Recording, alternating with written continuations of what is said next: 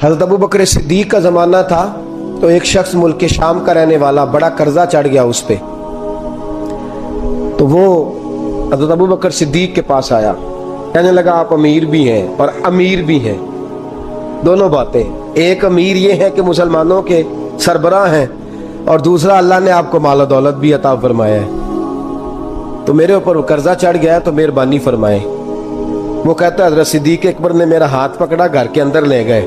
बाहर से दरवाजा बड़ा आला था, लेकिन घर के अंदर गया तो चारपाई भी कोई नहीं थी, खजूर की चटाइयां बिछी हुई थी, खजूर की छाल की, और वो भी फटी हुई।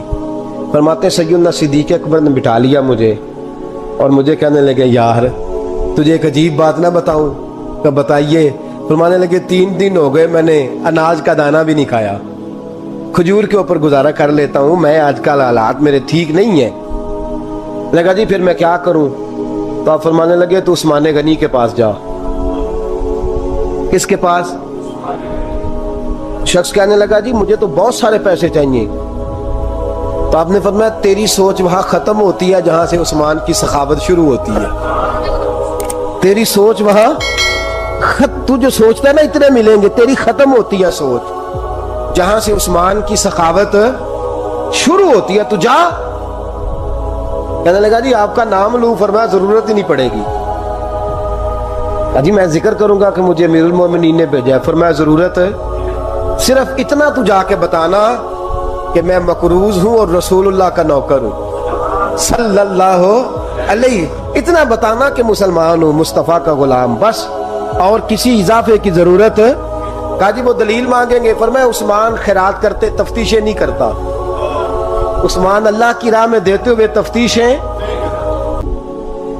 हजरत उस्मान गनी की आदत नहीं। वो शख्स कहता है मैं चला गया, पूछता पुछाता दरवाजे पे पहुंचा, दरवाजे पे दस्तक दी तो हजरत उस्मान गनी के अंदर से बोलने की आवाज है, अपने बच्चों को डांट रहे हैं। कहते हैं ओ यार तुम लोग शहद के अंदर, दूध के अंदर शहद मिला के पीते हो, खर्चा थोड़ा कम करो, इतना खर्चा तुमने बढ़ा दिया है। तुम दूध के अंदर दूध भी मीठा, शहद भी मीठा, एक चीज खा लो, को बीमार हो, 2-2 चीजें इस्तेमाल करते हो।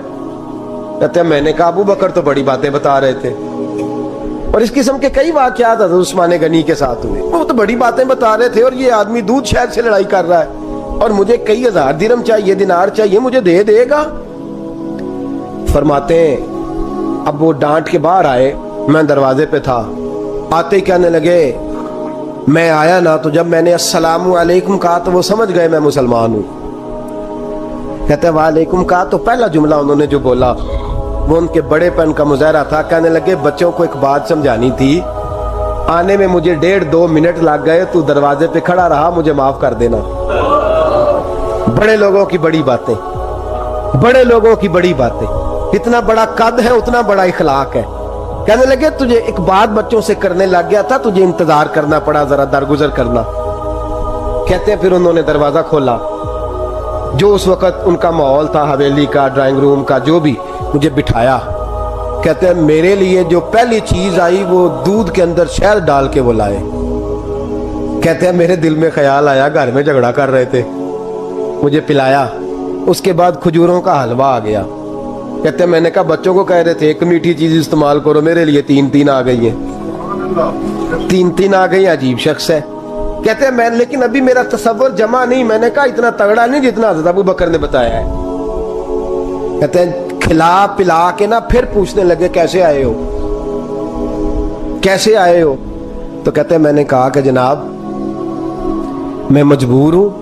हजरत उस्मान गनी पूरी खिला पिला के कहने लगे कैसे आना हुआ? कहते मैंने कहा जी मैं मुसलमान हूं, मुल्क के शाम के मुज़ाफात के एक गांव का रहने वाला हूं, कुछ कारोबारी मुश्किलात आई तो मैं मकरूज हो गया, मेरे ऊपर कर्जा है, मुझे कुछ पैसों की आदत है।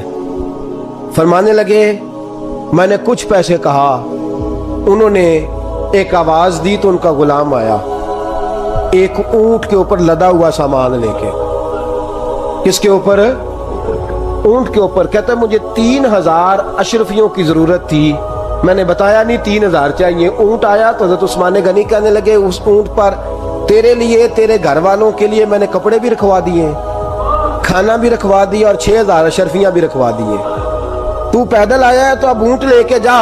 کہتے میں نے کہا حضور اونٹ واپس کون کرنے آئے گا؟ کہنے لگے واپس کرنے کے لیے دیا ہی نہیں تو تحفہ ہے تو لے جا.